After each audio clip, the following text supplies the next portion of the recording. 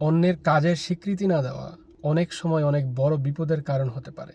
আসুন বিষয়টি ছোট্ট একটা গল্পের মাধ্যমে ব্যাখ্যা করি।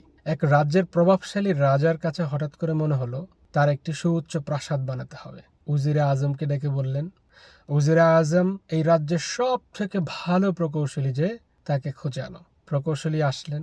রাজা স্বয়ং নিজে এক এক করে তার সমস্ত মনের চাহিদাগুলি ব্যাখ্যা করলেন এবং সময় জানতে চাইলেন এই কাজ শেষ করতে তার কত সময় লাগবে। প্রকৌশলী এবার একটু ভয় জানানো কণ্ঠে বললেন, হুজুর, এই কাজ শেষ করতে আমার সময় লাগবে 5 মাস। সময় তাকে দেওয়া হলো। প্রকৌশলী তার টিম নিয়ে কাজ শুরু করলেন। ইতোমধ্যে 2.5 মাস সময় অতিবাহিত হয়েছে। রাজা এবার স্বয়ং নিজে কাজের অগ্রগতি দেখার জন্য কাজের স্থানে উপস্থিত হলেন। এইবার প্রচণ্ড ক্ষেপে গেলেন। দেখলেন 2.5 মাস সময় অতিবাহিত হয়েছে, কিন্তু তার প্রাসাদ এখনো মাটির উপরিভাগে আসতে পারে নাই। প্রচণ্ড ক্ষুব্ধ হয়ে উজিরে আজমকে বলল, উজিরে আজম, এই প্রকৌশলীর গর্দান নেওয়া হোক এই রাজ্যের রাজার সাথে প্রতারণা করার জন্য, এবং একই সাথে আরেকজন প্রকৌশলীকে আনা হোক যে আমার স্বপ্নের প্রাসাদ তৈরি করতে পারবে। যথারীতি তাই হলো। আসলেন আরেকজন প্রকৌশলী। জানতে চাওয়া হলো সময়, দেওয়া হলো 5 মাস সময়।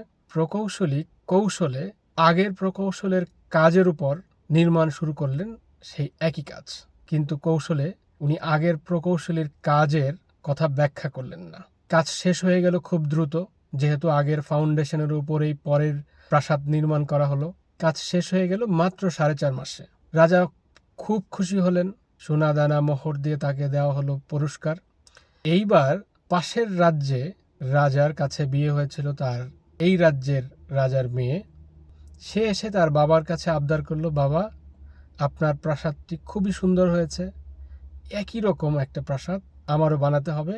আপনি যে প্রকৌশলীকে দিয়ে বানিয়েছেন সেই প্রকৌশলীকে ডাকেন এবং আমার এই প্রাসাদ বানানোর কার্যক্রম শুরু করেন। এইবার প্রকৌশলী ভয় পেয়ে গেলেন। কারণ হচ্ছে আগের প্রকৌশলীর কাজের স্বীকৃতি সে দেয় নাই এবং কাজের অবস্থান সে লুকিয়েছিল, কিন্তু সে এইবার এটা প্রকাশ করতে পারছে না। কাজ শুরু হলো। 2.5 মাস সময় অতিবাহিত হয়েছে। রাজা স্বয়ং এবার আবার আসছে কাজের স্থানে কাজের অগ্রগতি দেখানোর জন্য। এসে দেখলেন ঠিক তার আগের অবস্থা, প্রাসাদ মাটির উপরিভাগে আসে নাই। প্রচণ্ড ক্ষেপে গেলেন। গর্দানের নির্দেশ দেওয়া হলো এইবার এই প্রকৌশলীকেও, এবং যথারীতি তাই কার্যকর করা হলো। এই গল্পের মধ্য দিয়ে আমি যে বিষয়টি বোঝানোর চেষ্টা করেছি, দ্বিতীয় প্রকৌশলী যদি প্রথম প্রকৌশলীর কাজের অগ্রগতি স্বীকার করত, তাহলে দ্বিতীয়বার তার এই সমস্যায় পড়তে হতো না। আমরা আমাদের ব্যক্তি জীবনে, কর্পোরেট লাইফে, ফ্যামিলি লাইফে আরেকজনের কাজের স্বীকৃতি যেন দেই। যদি না দেই, তাহলে হয়তোবা দ্বিতীয় প্রকৌশলীর মতো আমাদের অবস্থা হতে পারে। ভালো থাকবেন সবাই। ধন্যবাদ।